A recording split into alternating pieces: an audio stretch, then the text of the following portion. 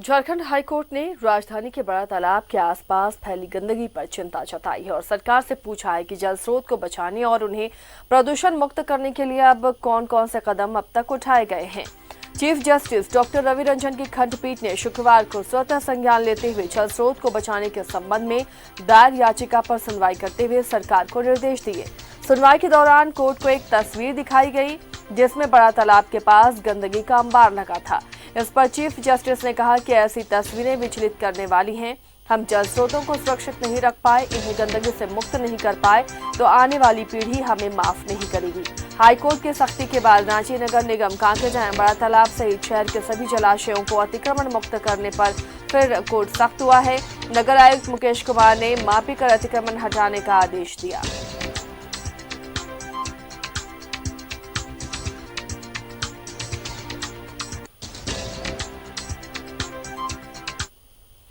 हमारे सहयोगी अंजनी हमारे साथ जुड़े हुए। अंजनी का रुख करते हैं। अंजनी, ये कोई पहली बार नहीं है, इससे पहले भी कई बार हाईकोर्ट ने फटकार लगाई है जल स्रोतों के संरक्षण को लेकर। एक बार फिर से बड़ा तालाब की गंदगी पर सवाल उठाए हैं हाईकोर्ट ने, काफी तल्ख तेवर दिखाए हैं। देखिए आसिया, जिस तरह से बड़ा तालाब जो है रांची का एक ऐतिहासिक बड़ा तालाब है जिसे रांची झील के नाम से जाना जाता है और इसकी जो खूबसूरती रही है लोग दूर दूर से देखने आते थे।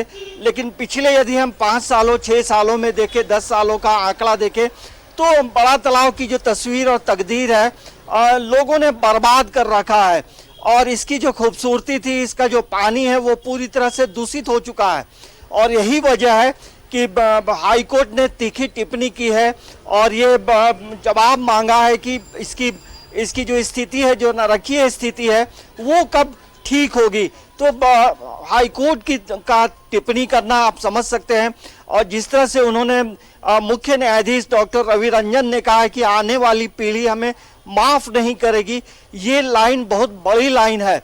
तो कहीं ना कहीं बड़ा तालाब को लेकर के कई बार आंदोलन हुए हैं, उसके बाद भी कई यहाँ सरकारें आई और चली गई, लेकिन बड़ा तालाब की जो तस्वीर और तकदीर है वो बदल नहीं पाई है। और देखिए, बड़ा तालाब में अमूमन होता क्या है, 2-3 महत्वपूर्ण चीजें हैं।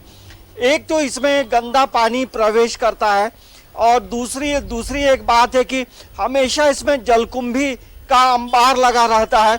अभी भले जलकुंभियां दिख नहीं रही हैं, पिछले कई महीनों से इसकी साफ सफाई हो रही है। और बड़ा तालाब के अगल बगल की बात करें या कांके डैम की बात करें या हटिया डैम की बात करें, इन जगहों में जो है अतिक्रमण भी बहुत है, जिसकी वजह से इसका जो पूरा जो जमीन है, देखिए बड़ा तालाब का जो जमीन है बहुत बड़ा जमीन रहा है। धीरे धीरे लोग इसका कब्जा करते गए हैं और एक वक्त था आसिया कि बड़ा तालाब का जो पानी है लोग पीते थे और खाना बनाने के लिए ले जाते थे। लेकिन अब स्थिति ये है कि लोग इस पानी को से हाथ भी नहीं धोना चाहते हैं। तो कहीं ना कहीं तालाब की तस्वीर और तकदीर को बदलने के लिए जो है तमाम लोगों को आगे आना होगा। तो क्या लगता है अंजनी कि कोर्ट के इस तल्ख रवैये के बाद अब बड़ा तालाब की साफ सफाई होगी, इलाके में जो अतिक्रमण है उसे हटाया जाएगा? देखिए, ये हाईकोर्ट की जो टिप्पणी है, हाईकोर्ट ने जो जवाब मांगा है, यदि कल कोई ये यहाँ जो समस्याएं, उन समस्याओं का समाधान यदि नहीं होता है तो फिर तमाम लोगों को कोर्ट में खड़ा किया जाएगा। कहीं ना कहीं हाईकोर्ट की बातों को यदि आप नहीं मानते हैं और समस्याओं का समाधान नहीं करते हैं तो फिर हाईकोर्ट अपने तरीके से तमाम चीज़ों का निपटारा करती है।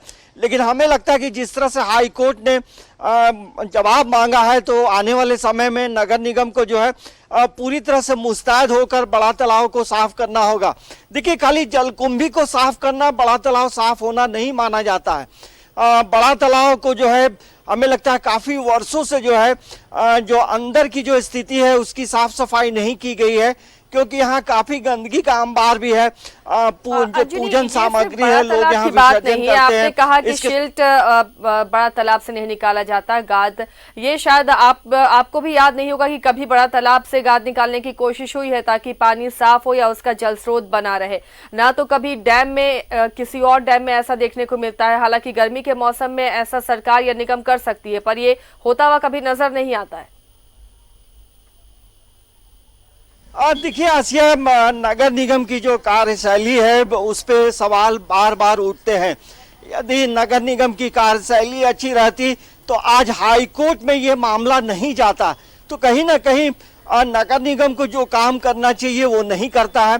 देखिए 2016 से ये बड़ा तालाब का में काम चल रहा है, सौंदर्यीकरण का काम चल रहा है। यहाँ पे स्वामी विवेकानंद की आदमकद मूर्ति जरूर लगाई गई है और तमाम चीजें वहाँ ये इसकी सुंदरता के लिए बनाई गई है। लेकिन पानी कैसे साफ हो, बड़ा तालाब में बाहर का पानी नहीं आए, इन मुख्य चीजों को लेकर कभी भी नगर निगम जो है इस पे कभी भी काम नहीं किया है। और हमें जहाँ तक याद है कि कभी भी लगभग पिछले 20 वर्षों में कभी भी बड़ा तालाब को सुखाकर पूरी तरह से कभी भी साफ नहीं किया गया है।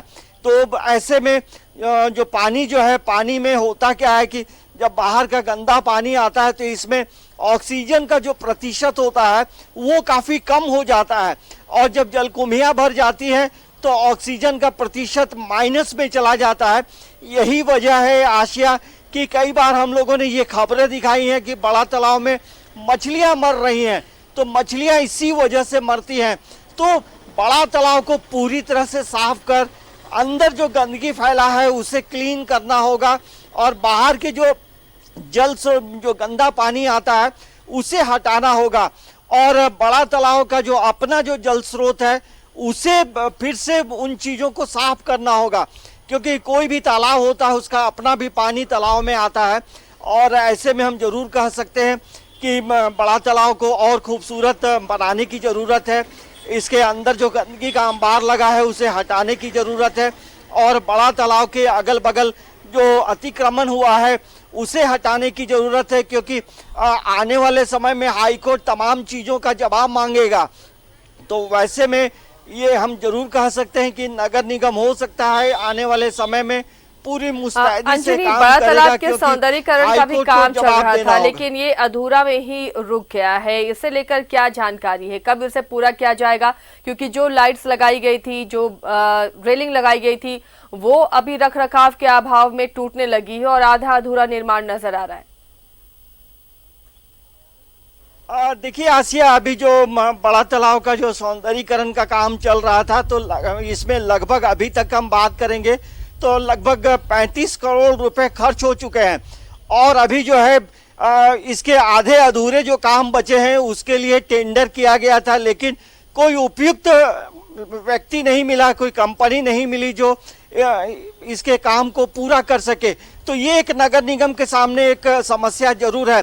लेकिन आप देखेंगे कि बड़ा तालाब के अगल बगल जो बड़े बड़े स्लैब लगाए गए हैं, रेलिंग लगाए गए हैं, तो ये सारे काम अधूरे हैं।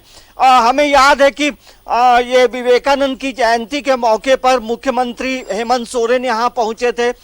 उस दिन मैं कवरेज के लिए यहाँ मौजूद था। मुख्यमंत्री ने तमाम सचिवों को कहा था कि यहाँ जो अधूरे काम है उसे पूरा किया जाए। नगर निगम को भी दिशा निर्देश दिया गया था, लेकिन नगर निगम जो है इन चीजों को लेकर कभी भी गंभीर नजर नहीं आया है।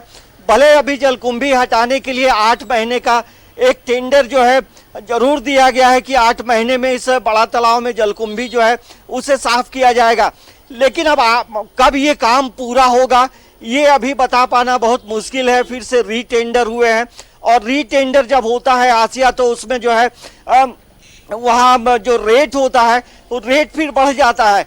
जहाँ 10 रुपए में काम हो रहा है वो फिर 20 रुपए 25 रुपए में काम होता है। तो इसमें एक टाइम मैनेजमेंट भी होना चाहिए कि यदि टेंडर होता है तो आपको ये टाइम में तमाम चीजें पूरी करके देना है।